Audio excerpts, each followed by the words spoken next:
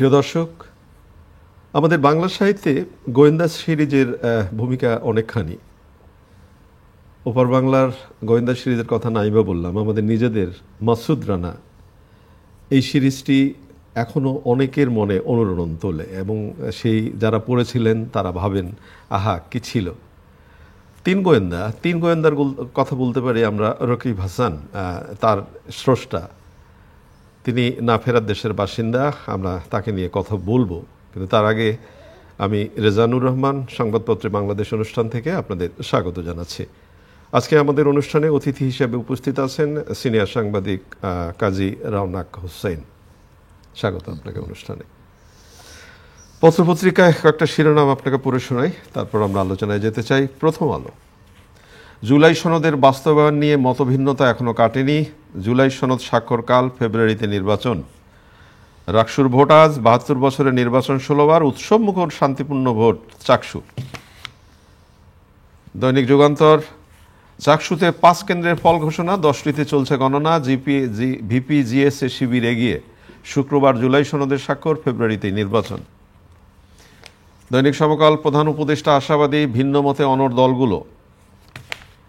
কালের কণ্ঠের শিরোনাম, জুলাই সনদে অনিশ্চয়তা কাটেনি। দৈনিক ইত্তেফাকের শিরোনাম, জুলাই সনদে সব দলের স্বাক্ষর করা নিয়ে সংশয়। রাজধানী জুড়ে রাসায়নিকের অবৈধ গুদাম, ঘটছে বিপর্যয়। বাংলাদেশ প্রতিদিন, জটিলতা কাটল না জুলাই সনদে। রূপনগরের বিষাক্ত সেই ঘটনা, স্বজনরা খুঁজছেন আপনজনকে। বাংলাবাজার পত্রিকা, জুলাই জাতীয় সনদ স্বাক্ষর আগামীকাল, শুক্রবার জুলাই সনদের স্বাক্ষর, ফেব্রুয়ারিতে নির্বাচন। মানব জমিনের শিরোনাম, জুলাই সনদ নিয়ে ভিন্নমত আরও স্পষ্ট হলো। শাহবাগ অবরোধ, শিক্ষকদের যানজটে ভোগান্তি। শাহবাগ অবরোধ, শিক্ষকদের যানজটে ভোগান্তি। আমার দেশ নির্বাচনে জয়ের টার্গেটে জামায়াতের কৌশল। দৈনিক করতোয়া, কাল উৎসবমুখর পরিবেশে জুলাই সনদ সই। রূপালী বাংলাদেশ, অনেক কিন্তু সঙ্গে নিয়েই স্বাক্ষর হচ্ছে জুলাই সনদ। কালবেলা শিরোনাম, পুলিশের শান্তিরক্ষা মিশন মাঝপথে বাতিল।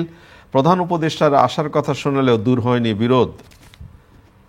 দৈনিক ইনকিলাব, কেটে গেছে অনিশ্চয়তা, জুলাই জাতীয় সনদ ২০২৫ স্বাক্ষর কাল। দৈনিক জনকণ্ঠ, জুলাই সনদ সইয়ের পর বড় অধ্যায়ের শুরু। আপনি শিরোনাম শুনলেন। আমাদের দৈনিক পত্রিকাগুলোর অবস্থাটা এমন একটি দাঁড়িয়েছে, যেমন ধরেন চট্টগ্রাম বিশ্ববিদ্যালয়ের নির্বাচনের যে ফলাফল, সেটা অলরেডি এখানে যে শিরোনাম হয়েছে সেই শিরোনামের সাথে মেলে না, তার ফলাফল অলরেডি বেরিয়ে গেছে। সেই জন্য আমি পরের পত্রিকাগুলোর শিরোনামগুলো পড়লাম না। আবার জুলাই সনদ নিয়ে একটা পত্রিকা, এক পত্রিকা কোনো লিখলো শান্তি, সব সমাপ্ত, একেবারে কোনো ঝামেলা নাই, আবার কেউ লিখলো ঝামেলা আছে।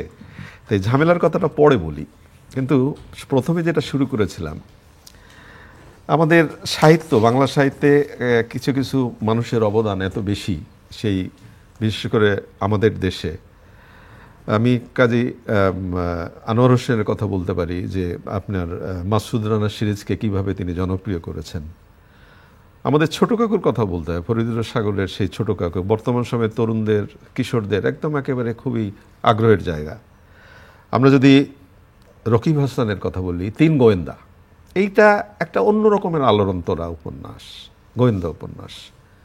স্রষ্টা তিনি না ফেরার দেশের বাসিন্দা। রকিব হাসান, অ্যাকচুয়ালি আমি তো ওনাকে দীর্ঘদিন ধরে চিনি, কারণ উনি বা ওনার লেখক সত্তার উত্থান হয়েছে সেবা প্রকাশনী থেকে, আমাদের সেবা প্রকাশনী থেকে। এবং সেবা প্রকাশনীতে যখন উনি আসতেন, উনি রহস্য পত্রিকাতেও কাজ করেছেন, তো ফলে তার সাথে ওখানে দেখা হতো। নিঃসন্দেহে কিছু কিছু মাইলস্টোন আছে আমাদের সাহিত্যে, তার ভিতরে একটা যেমন পেপার ব্যাগ, যেটা আমার কাজী আনোয়ার হোসেন করেছেন। এই যে মাসুদ রানা, একটা সময় ছিল যখন সবাই নিজেকে মাসুদ রানা ভাবতো, আমি হিরো। এবং যে কারণে এটার কাটতি যেমন ছিল, তেমন এটা সুফলও ছিল। সবাই মাসুদ রানার ভিতরে এতটা ডুবে থাকতো যে অন্যদিকে কোনো চিন্তা করতো না বা চিন্তা করার সুযোগ ছিল না। আর রকিব হাসান, উনি সেবা প্রকাশনীতে এসছেন, উনি একটি জুট মিলের সাথে চাকরি করতেন, কিন্তু এত ক্রিয়েটিভ ছিল উনি, এবং ওনার যে ভাষার যে ভার্সেটাইল, এটা সাংঘাতিকভাবে লক্ষণীয়। বিশেষ করে কিশোরদেরকে উনি যেভাবে আকৃষ্ট করেছেন এবং যেভাবে উনি এটা ছড়িয়ে দিয়েছেন, আমার মনে হয় যে কিশোরদের নিয়ে এত বড় ফ্রেমে কেউ আর কাজ করতে পারেনি। আর তার প্রতিটা উপন্যাস, মানে গোয়েন্দা উপন্যাস যেগুলো, 3 গোয়েন্দা, প্রত্যেকটা খণ্ডতেই আলাদা আলাদা মজা এবং আকর্ষণ, এবং একবার ওটাতে হাত দিলে পরে মানে কেউ শেষ না করে উঠতে পারে না। এবং কিশোরদেরকে, বিশেষ করে কিশোরী, শুধু কিশোর না, কিশোরীদেরকেও যেভাবে আকৃষ্ট করেছিল, প্রায় একই রকমভাবে এটা কিন্তু বয়স্কদেরকে আকৃষ্ট করেছিল। হ্যাঁ, সেটাই একেবারে। যেমন আমি আপনাকে বললাম যে ফরিদ সাগরের ছোট কাকু, আমরা অনেকেই বলি ছোট কাকু কিশোরীদের না, কিন্তু এটা বয়স্কদের, বড়দের। এখন ছোট কাকুটা আমাদের আলাদা একটা জায়গা দাঁড় করিয়েছে। হ্যাঁ, এটাই তো। রকিব হাসান আসলে উনি দুর্ভাগ্যজনক হচ্ছে গতকালই উনি ডায়ালিসিসে গিয়েছিলেন, এবং তখন ডায়ালিসিস করতে করতে উনি শেষ চেষ্টা করেন। তবে অনেক দিন ধরে অসুস্থ ছিলেন। আমি জানি না যে এই মানে শূন্যস্থানগুলো কখন আর পূরণ হবে কি না। মানে আমাদের দেশে ঠিক দ্বিতীয় তৃতীয় এভাবে পাওয়া যায় না। বলতে চাইছেন যে একজনের পরে আরেকজন আসবার যে সম্ভাবনাটা, সেটা আমরা অনেক সময় খুব ক্ষীণ দেখি। সময় বলে দেবে, ডেফিনেটলি। একটু দেশের কথায় আসি। জি, জুলাই সনদ নির্বাচন নিয়ে কথা পড়ে বলি। আচ্ছা, ঠিক আছে। জুলাই সনদ শুক্রবার আগামীকাল জাতীয় সংসদের প্লাজায় অনুষ্ঠিত হবে, এবং এটা নিয়ে ব্যাপক প্রস্তুতি। কিন্তু যে অবস্থাটা পত্রপত্রিকার খবরে যেটা পাওয়া গেল, যে মতভিন্নতা এখনো কাটেনি। 5 বামপন্থী দল অলরেডি সই করবে না, তারা বলে দিয়েছে। জামায়াত বলছে জুলাই সনদের আইনি ভিত্তিটা আগেই দিতে হবে, তার জন্য তারা গণভোট চাইছে আগেই। এনসিপি বলছে এখনো তারা স্পষ্ট করে কিছু বলেননি, কবে বলবেন, কালকে তো যদি স্বাক্ষর হয়। তাহলে অবস্থাটা কি দাঁড়ালো? আসলে যে কথাটা আমি ধরেন এই সরকার আসার পর থেকে বিভিন্ন চ্যানেলে, ইভেন চ্যানেল আইতেও আমি একাধিকবার বলেছি যে আমাদের দেশের মানে কোনো জায়গায় 3 জন বাঙালি একসাথে বসলে 2টা দল হয়ে যায়, একসাথে হয় না, এবং 2টো দল হয়ে যায়। তারা 2টো ভাগ হয়ে যায়, 2 জন দাঁড়ালেও 2টা দল হয়ে যায়। তো সেখানে এই সবাইকে নিয়ে ঐক্যমত হবে, সবাই এক বাক্যে স্বীকার করবে, সবাই একই চিন্তায় হ্যাঁ হ্যাঁ হ্যাঁ হ্যাঁ ভোট দিবে, এটা আশা করাটাই আসলে দুরাশা। না, সেটা কেউ আশাও করে। হ্যাঁ, কিন্তু এখন এটা যত বিলম্বিত হচ্ছে ততই এটার শাখা প্রশাখা বাড়ছে। আমি মনে করি কালকে যদি জুলাই সনদটা স্বাক্ষর হয়ে যায় ভালো। কিন্তু এখানে আরেকটা কথা আমি কোথাও একটা দেখলাম, তারা বলছে যে এটা শুধু জুলাই সনদ স্বাক্ষর, কিন্তু এটার প্রয়োগের ব্যাপারে, এটার ইমপ্লিমেন্টেশনের ব্যাপারে কিন্তু মতৈক্য হয় নাই। তো তার মানে গোড়ায় গলদ থেকেই যাচ্ছে। আমরা উপর দিয়ে যত কিছু বলি, হ্যাঁ, যতই পানি ঢালি না কেন, কোনো লাভ নাই। তো আমাদের বাস্তবতাকে না মেনে আমরা যখন চলি, এবং দেখেন এখন কিন্তু উপদেষ্টাদেরও মানে মোহ কেটে গেছে। তারা বুঝেছে যে আসলে যত তাড়াতাড়ি নির্বাচন হয় তত তাড়াতাড়ি মঙ্গল, এবং it's not their cup of tea. মানে আমি এটা বারবার বলি যে দেখেন যে আমাদের পাশের দেশ নেপাল, হ্যাঁ, ওদের প্রধানমন্ত্রী এসে বলে দিলেন যে 6 মাসের ভিতরে ইলেকশন হবে। উনি মাত্র 3 জনকে নিয়ে কাজ করলেন। অত দেখার আমার সময় নাই, আমি অন্য কিছু দেখবো না, আমি নির্বাচন দেখবো, একটা সুন্দর নির্বাচন দিয়ে আমি তারপরে নির্বাচিত সরকার দেখবে। কিন্তু এখানে আমরা এসে কি করলাম, প্রতিদিন দেখেন সারাটা ঢাকা শহর অচল, একটা অযোগ্য, বাসের অযোগ্য একটা শহরে পরিণত হয়েছে। কারণটা কি? কারণটা হলো এখানে এমন একটা ধারণা সৃষ্টি হয়েছে একদম মানে এই অন্তর্বর্তীকালীন সরকারের শুরুর দিন থেকে, যে আমি চাইলেই পাবো। এবং এটার জন্য কিন্তু যারা চাইছে তাদের আমি দোষ দিই না। প্রধান উপদেষ্টা কেউ চাইলেই তো পেয়েছে, পেয়েছে তো, আমি সেজন্যই বলছি যে তারা পেয়েছে, এবং তারা এমনও পেয়েছে যে মেজর ডিসিশন তারা উল্টে দিয়েছে। কিন্তু সরকারের ভুল যেটা ছিল যে তারা বলেছে যে এতদিন কথা বলতে পারে নাই, বলুক। কিন্তু এই বলা যে কিসে দাঁড়াবে এটা সম্ভবত তারা বুঝতে পারে নাই। এটা একটা কথা হলো, প্রত্যেকটা দিন মানুষ যে মানে এই ভোগান্তিতে ভুগছে, যানজটে নাকাল হচ্ছে, এটা তো মেনে নেওয়া যায় না। কিন্তু তারা এটা করেছে, এখন কিছু করারও নাই। শিক্ষকদের আন্দোলন নিয়ে কথা বলবো, আপনি যেটা নাকালের কথা বললেন, কিন্তু তার আগে চট্টগ্রাম বিশ্ববিদ্যালয়ের নির্বাচন হলো গতকাল, আজকে এখন ভোট চলছে অলরেডি রাজশাহী বিশ্ববিদ্যালয়ের। চট্টগ্রামে ঐতিহাসিক ফলাফল, একেবারেই 26টি পদের 24টিতেই শিবির সমর্থিত প্রার্থীরা জয়লাভ করেছে। ঢাকা, জাহাঙ্গীরনগর, চট্টগ্রাম, এরপরে রাজশাহীতে একই ফল হবে, একই ফল হবে। আচ্ছা, তাহলে একটা প্রশ্ন আপনার কাছে আমার, যে যারা এতদিন নিজেদেরকে বললো টোটাল এই জমিদারিটা আমার, এই আমি সবকিছু, তাদের কি মাঠ পর্যবেক্ষণ ছিল না? না, আমাদের দুর্ভাগ্য, আমাদের দেশে রাষ্ট্র পর্যায়ে বলেন, ছাত্র দলের বলেন, কোনো পলিটিক্যাল পার্টি হিসেবে বলেন, এদের এই জিনিসটা থেকে তারা অনেক দূরে। এখানে শিবির কি সুন্দরভাবে তার টার্গেট গ্রুপকে কনভিন্স করেছে, এবং আজকে থেকে না, বহুদিন আগে থেকেই তারা শুরু করেছে। আমি একটা জিনিস আপনার কাছে একটু জানতে চাই, তরুণদেরকে কনভিন্স করা কিন্তু খুব মুশকিল। তরুণরা একটা বিস্ময়কর গণ আন্দোলন দেখালো আমাদেরকে, এবং এই যে আমরা বারবার বলছি তো তারা শিবির তাদের মতো করে এগিয়েছে, কিন্তু এই 3টি বিশ্ববিদ্যালয়ের নির্বাচনের ক্ষেত্রে দেখা গেল সাধারণ ছাত্রছাত্রী যাদেরকে বলি আমরা, তারাও কিন্তু তাদের জায়গা থেকে যে ম্যান্ডেটটা দিয়েছে, তারা কি ভুল করে দিয়েছে? না, তারা ভুল করে দেয়নি, তারা ভুল করে দেয়নি। বরঞ্চ আমি এখানে বলবো যে শিবিরের অথবা জামাতের তাদের ক্যাম্পেইন, তাদের ভোটারদের কাছে পৌঁছানো, ভোটারদের কাছে আপিল করার ব্যাপারটা অনেক বেশি সায়েন্টিফিক এবং অনেক বেশি সুন্দর ছিল। আচ্ছা, আমি মানে যেটা তরুণরা পছন্দ করে, এখন আমার কাছে কেউ আসলোই না, ধরে নিল যে ও তো আমার কেনা গোলাম, ও তো আমাকে ভোট দিবেই। আর সেখানে শিবিরের লোক এসে আমাকে জিজ্ঞেস করছে, আমার ভালো মন্দ জিজ্ঞেস করছে, আমার পরিবারের কথা জিজ্ঞেস করছে, তারা আমার গ্রামে চলে যাচ্ছে, গ্রামে যে আমার মাকে সালাম করে আসছে, আমার মাকে ছাত্রছাত্রী থাকলে তাকে সহায়তা করছে, 100টা বেড দিয়েছে, আরো দিবে। হ্যাঁ, তো এগুলো কিন্তু নেগেটিভলি দেখলে হবে না, এটা বুঝতে হবে যে এই জিনিসটা হচ্ছে এবং তাদের অ্যাপ্রোচ চেঞ্জ হয়েছে। এখন শুধুমাত্র দুটো জিনিস যদি তারা বদলায়, তাহলে তারা অনেক মানে আরো সমর্থন পাবে।